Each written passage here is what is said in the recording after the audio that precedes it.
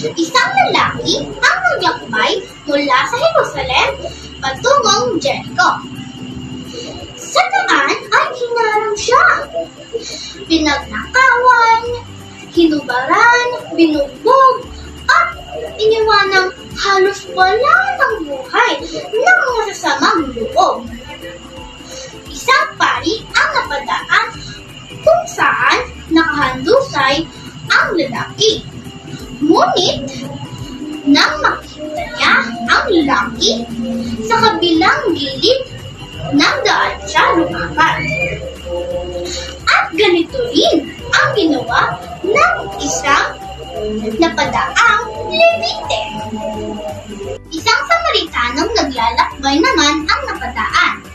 At nang makita niya ang lalaki, ay nakatangka siya ng labis na pagkaawa.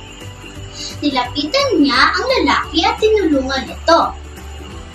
Pinahiran niya ng langis at alak ang mga sugat ng lalaki at saka binendahan. Pagkatapos ay sinakay niya ito sa kanyang kabayo at dinala sa isang hotel kung saan inalagaan ang wala pa ring malay na lalaki. Kinabukasan, bago umalis ang Samaritano, ay binigyan niya ng 2 pilak ang mamamahala sa hotel at ipinagpiling alagaan ng lalaki.